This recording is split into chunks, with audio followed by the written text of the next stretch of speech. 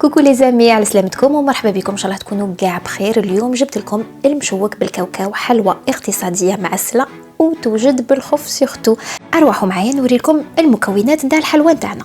هنا عندي كميه نتاع زبده طريه، نزيد لها سكر خشي اللي هو سكر كريستاليزي ونسمها بلا فاني. هنا عندي زوج صفار بيض، نورمالمون نحتاج 1.5 بصح هنا استعملت الصفار تاع البيض من الحجم الصغير. هنايا بالباتور نتاعي نضرب مليح هذوك لي زانغريديون مع بعضهم حتى لونهم يتفتح والحجم نتاعهم يتضاعف. نزيد كميه تاع الكاوكاو اللي بيان سور لازم يكون محمص ومطحون متوسط، ونكمل نخلط. ودرك جا وقت الفارينه نبدا نزيد، ما كانش هنا مقدار محدد. بون بيان سور المقادير دوك كامل تلقاوهم تحت لا فيديو في الديسكريبتيف. دونك هنايا درت الفارينه، زدت معها الخميره نتاع الكاطو اللي هي لا لوفور شيميك، ونبدا نطم في لاباط نتاعي حتى نتحصل على القوام المناسب.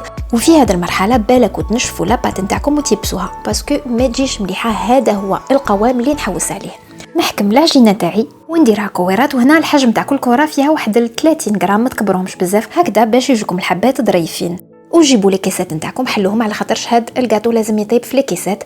هنايا نجيب هذاك لو بلون دوف نضربه هكذا شويه باش يخفاف، ونجيب الكاوكاو المحمص نتاعي ونبدا نفوت الكويرات نتاعي في بياض البيض. من بعد نحطهم في الكاوكاو المحمص ونديرهم في لي كيسات كيما قلت لكم ضروري يطيبوا في لي كيسات. هنا راني كملت كامل لا كونتيتي اللي عندي، ودركم فوتوا للزواق. هنا راني جايبه لي سوريز كونفي اللي هو الكرز المجفف، نقسم كل حبه على زوج، وكل حبه تاع مشوك ندير فوقها نص حبه نتاع سوريز هكذا باش تعطيني شكل شباب. كيما شفتوا الشكل نتاعهم بسيط وما فيه حتى حاجه، بصح شباب وزاهي في العين. هنا نطيبهم على 200 درجه مده 15 دقيقه، وهذا هو الشكل نتاعهم من بعد ما يخرجوا من الكوشه.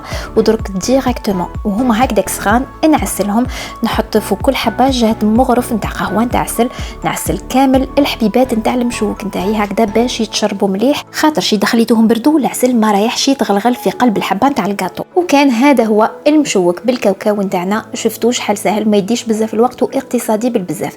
الناس اللي بغاو يديروا اللوز تقدروا ديروا اللوز. وبرك ملاحظه مع تالي بغيت نزيدها باللي هذا لا علاقه مع هذاك المشوك اللي نديروه في المناسبات اللي هو يجي 100% غير باللوز. هاد المشوك حاجه خفيفه ظريفه وعائليه هكذا نتاع كل يوم. ودرك ما بقى لي خير نقول لكم بقاو على خير، وان شاء الله لا غوصه تاع اليوم عجبتكم. على بروشين.